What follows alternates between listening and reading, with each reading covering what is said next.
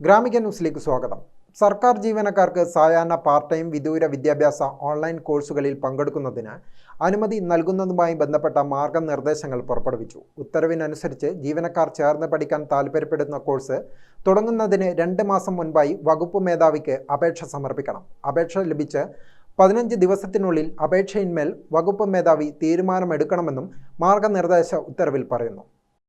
കാലതാമസം ഒഴിവാക്കുന്നതിലേക്കായി ബന്ധപ്പെട്ട ജില്ലാ മേധാവി മുഖാന്തരം വകുപ്പ് തലവന് നേരിട്ടോ ഓൺലൈൻ വഴിയോ അപേക്ഷ സമർപ്പിക്കാം. അനുമതി നിഷേധിക്കുന്ന അവസരത്തിൽ അപ്പീൽ നൽകുന്നതിനുള്ള സംവിധാനം ഏർപ്പെടുത്തണം. ജോലി ചെയ്യുന്ന സ്ഥാപനവുമായി 30 കിലോമീറ്റർ ദൂരത്തിനകത്തുള്ള സ്ഥാപനങ്ങളിൽ മാത്രമേ ഉപരിപഠനം നടത്തുന്നതിന് അനുമതി നൽകുവാൻ പാടുള്ളൂ. എന്നാൽ ഇത്തരം കോഴ്സുകളിൽ പങ്കെടുക്കുന്നു എന്ന കാരണത്താൽ ഓഫീസ് സമയത്തിൽ യാതൊരു ഇളവും അനുവദിക്കില്ലെന്ന് മാർഗനിർദ്ദേശങ്ങളിൽ വ്യക്തമാക്കുന്നു. ഓഫീസ് സമയത്ത് യാതൊരു ഓൺലൈൻ, ഓഫ്ലൈൻ കോഴ്സുകൾ പങ്കെടുക്കുവാൻ പാടില്ല.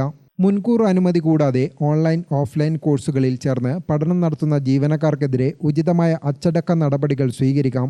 അടിയന്തര പ്രാധാന്യമുള്ള സാഹചര്യങ്ങളിൽ ഔദ്യോഗിക കൃത്യനിർവഹണത്തിനായി ഈ ജീവനക്കാർ ഓഫീസ് പ്രവൃത്തി സമയം കഴിഞ്ഞും മേലധികാരിയുടെ നിർദ്ദേശാനുസരണം ഓഫീസിൽ സേവനം ലഭ്യമാക്കണം. ഇത്തരം സന്ദർഭങ്ങളിൽ പഠന കോഴ്സുകളിൽ പങ്കെടുക്കുന്നു എന്ന കാരണത്താൽ നിർദ്ദേശം ലംഘിക്കുന്ന പക്ഷം സർക്കാർ നൽകിയ അനുമതി റദ്ദ് ചെയ്തതായി കണക്കാക്കി തുടർ നടപടികൾ സ്വീകരിക്കും. കോഴ്സുകളിൽ ചേർന്ന് പഠിക്കുന്ന ജീവനക്കാർക്ക് ഭരണ സൗകര്യാർത്ഥം നടത്തുന്ന സ്ഥലമാറ്റത്തിൽ നിന്നും മേൽക്കാരണത്താൽ സംരക്ഷണം ലഭിക്കുന്നതല്ലെന്നും ഇത് സംബന്ധിച്ച സർക്കാർ ഉത്തരവിൽ പറയുന്നു.